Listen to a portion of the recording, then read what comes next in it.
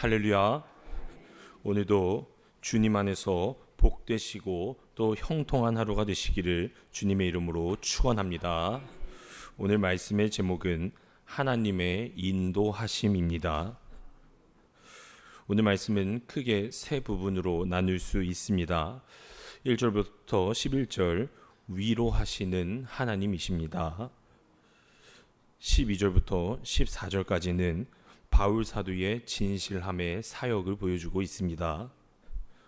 또한 15절로 마지막 절 24절까지는 성령님의 이끌어 주심입니다. 오늘 시작되는 이 고린도후서 1장은 사도 바울이 고린도 교회에 보내는 편지의 서두고 바울이 경험한 하나님을 고백하고 있으며 또 그 안에서의 성령 하나님의 인도하심과 그리고 자신이 지금 그리스도 안에서 신실하게 사역하고 있음을 고백하고 있는 본문의 말씀입니다. 오늘 이 고린도후서 1장의 말씀이 오늘날에 살아가는 우리들에게 하나님께서 과연 어떠한 삶의 능력을 주시는가, 우리 이 시간 오늘 말씀을 통해 주시는 영적인 교훈과 기도의 제목을 삼고자 합니다. 첫 번째로 우리 하나님은 위로의 하나님이 되어 주십니다. 오늘 본문으로 읽은 그 말씀에서 사도 바울은 하나님을 지금 이렇게 소개하고 있습니다. 3절 말씀입니다. 찬송하리로다.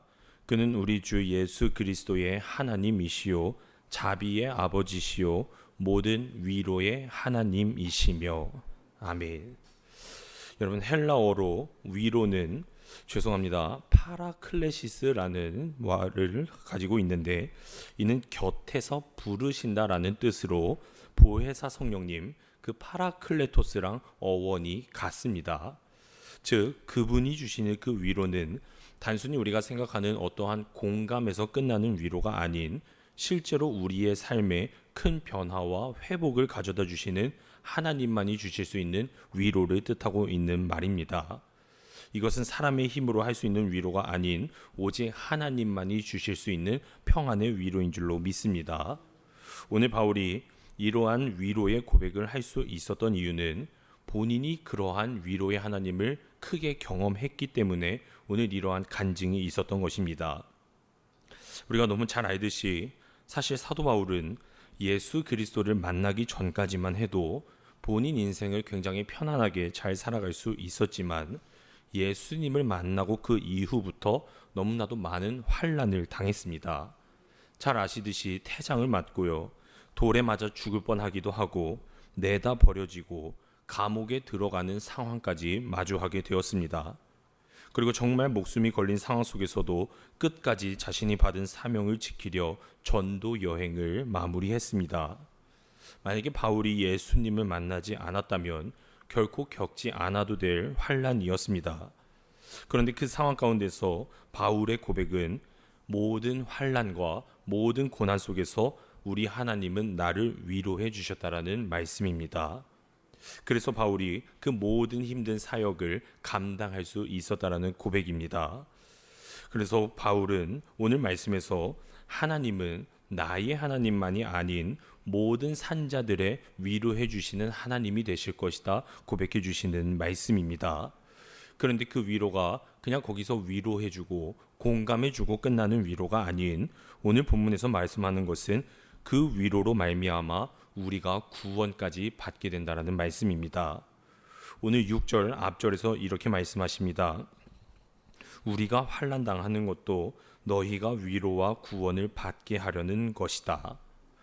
위로와 구원을 받게 한다라고 말을 하는데, 하나님은 우리가 고난을 당하게 될 때에 우리에게 다가오셔서 공감해주며 위로해 주실 뿐만 아니라 우리를 어려움에서, 실질적인 어려움에서 구원해 주심을 분명히 말씀해 주고 있습니다. 이 구원이란 헬라어로 소테리아라고 부르는데, 성경에서 말하는 구원은 죄로 인해서 심판받고 지옥에 될 그 모든 사람이 예수 그리스도의 은혜로 말미암아 하나님의 화평을 누리고 영원한 생명을 얻고 천국을 소유하게 되는 것을 의미하고 있습니다.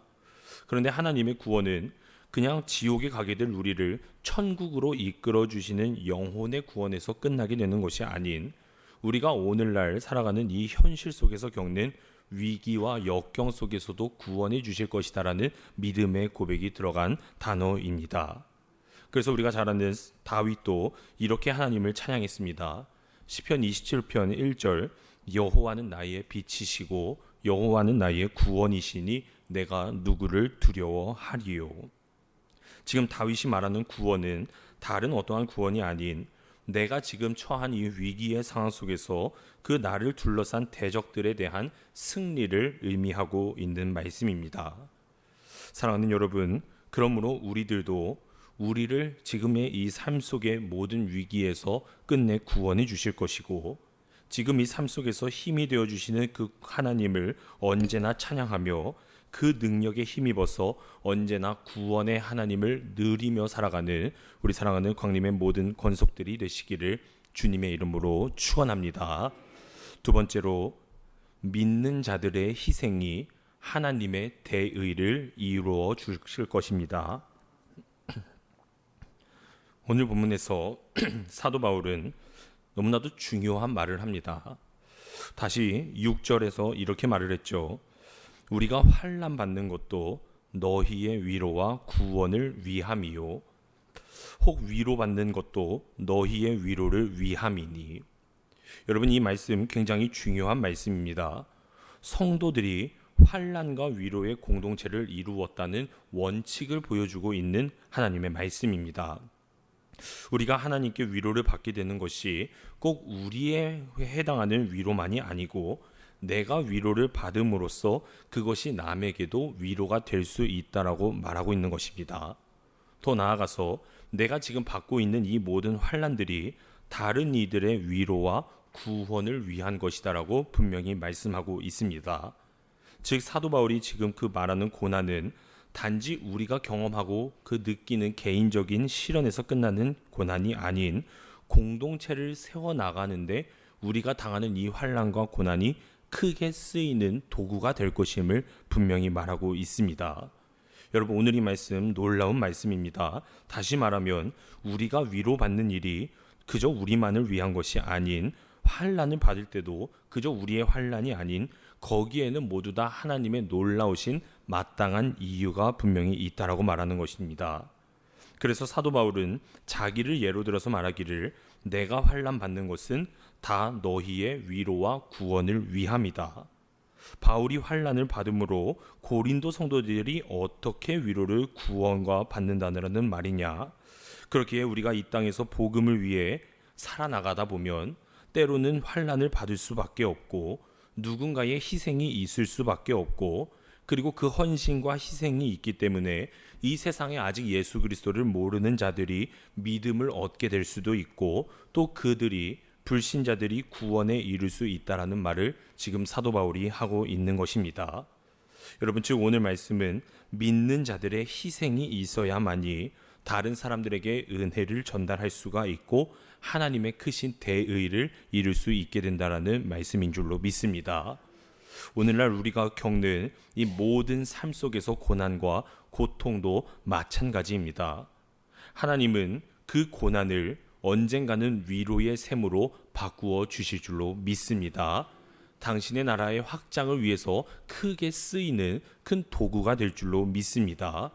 오늘날 우리가 그 고난으로 인해 흘리는 그 모든 눈물들이 여러분 언젠가는 누군가의 큰 위로가 될 수도 있고 오늘 내가 참고 견디는 내 인내가 누군가의 믿음을 회복시키는 열쇠가 될 수 있음을 꼭 믿으시기를 바랍니다. 그러기에 우리가 환난 중에 절대로 무너지는 것이 아닌 우리가 지금 이 상황 속에서 어떻게 내 믿음을 사용하느냐, 다른 이들이 내 믿음을 바라봄으로 말미암아 나도 저렇게 살아가야겠구나, 나도 저 사람과 다른 사람이 아니구나, 나도 믿음으로 이 세상에서 승리해야겠구나를 느끼게 될 수 있도록 여러분들에게 주어진 사명 능히 잘 감당하셔서 합력하여 선을 이루실 하나님을 경험하며 살아가게 되시기를 주님의 이름으로 축복합니다. 끝으로 아멘으로 순종하게 될 때에 하나님은 우리의 삶을 이끌어 주십니다.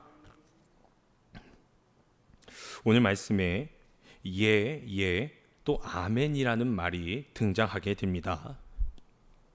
이 말은 우리가 잘 알듯이 하나님 진실로 그렇습니다, 나를 그 길로 인도하여 주실 줄로 믿습니다라는 고백의 말이 바로 아멘입니다.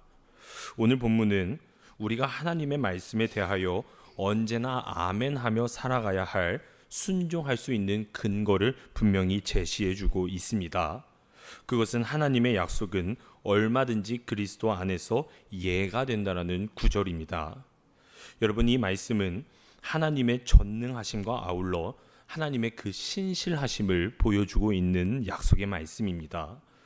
우리가 믿는 하나님이 만약에 당신의 약속을 날마다 변경하시는 하나님이시라면 아마 우리들은 하나님의 약속을 끝까지 신뢰하지 못하게 될 것이고, 그 결과 하나님의 말씀에 순종을 하는 데에 큰 어려움을 겪게 될 것입니다. 여러분, 그러나 우리는 그런 걱정을 절대로 할 필요가 없습니다. 왜냐하면 하나님께서는 절대적으로 신실하신 분이시기 때문입니다. 하나님께서는 너무나도 신실하시기에 당신이 약속하신 바 모든 약속을 성실하게 이행해 주시는 승리의 하나님 되시는 줄로 믿습니다. 이에 대하여 민수기 23장 19절의 후반절 말씀에 이렇게 고백을 하십니다. 어찌 그 말씀하신 바를 행하지 않으시며 하신 말씀을 실행하지 않으시랴. 아멘. 우리 하나님께서 입으로 뱉으신 그 모든 말은 하나님은 끝까지 이끌어 주실 것이다라는 약속의 말씀입니다. 여러분, 우리가 너무 잘 아는 구약의 인물 중에서 하나님의 약속을 누구보다 신실하게 믿은 사람, 여러 사람이 있겠지만 그 중에 대표가 누구입니까? 바로 아브라함입니다. 그는 하나님의 신실하심, 그것을 의심 없이 믿었기 때문에 우리가 너무나도 잘 알듯이 자신의 너무나도 소중한 아들을 번제로 바치기까지의 믿음을 하나님 앞에서 보여줬었습니다. 그 귀한 아들을 죽인다라는 것, 여러분, 인간적인 관점에서 보면은 하나님께서 주시고 하나님께서 언약하신 그 아들을 죽인다라는 것은 스스로의 약속을 파기하시는 것처럼 보일 수가 있습니다. 그러나 그런 생각이 분명히 아브라함에게도 있었음에도 불구하고 아브라함은 따지지 않고 그냥 묵묵히 하나님의 그 지시에 순종하는 모습을 보여주고 있습니다. 여러분, 아브라함이 그렇게 한 근거의 이유는 딱 하나입니다. 하나님의 크신 신실하심을 믿었기 때문입니다. 아브라함은 이삭을 번제로 내가 바칠지라도 결국 이 이삭을 통해 큰 민족을 이루게 하리라고 하신 그 언약을 하나님께서는 분명히 이루실 것을 끝까지 믿었기 때문에 다시 이삭을 죽이더라도 살리실 하나님의 그 크신 신실하심을 끝까지 믿었습니다. 저는 우리들에게도 오늘 이와 같은 아브라함의 그 믿음이 우리에게도 임하게 되시기를 간절히 소망합니다.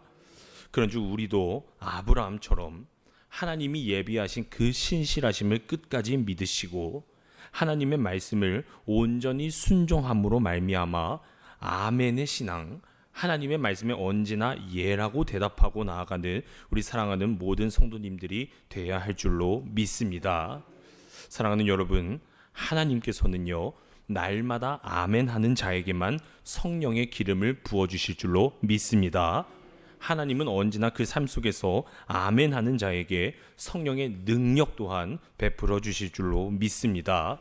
그러므로 우리에게 꼭 필요한 것은 고난의 상황이라고 할지라도 그 삶 속에서 역사하시고 주관하시는 하나님 앞에 모든 말씀에 아멘으로 화답하여 성령의 은혜를 날마다 풍성하게 누리며 살아가는 우리 사랑하는 모든 광림의 권속들이 되시기를 주님의 이름으로 축원합니다. 기도하시겠습니다. 사랑과 은혜가 풍성하신 하나님 아버지, 내 삶 속에서 언제나 하나님께서 큰 위로가 되어주시고 또한 능력이 되어주시니 하나님께 참으로 감사를 드립니다. 아버지, 우리들도 언제나 우리의 힘이 되어주시는 그 주님 앞에 언제나 예라고 대답하고 언제나 아멘하며 순종하며 나아갈 수 있는 믿음을 허락하여 주시옵소서.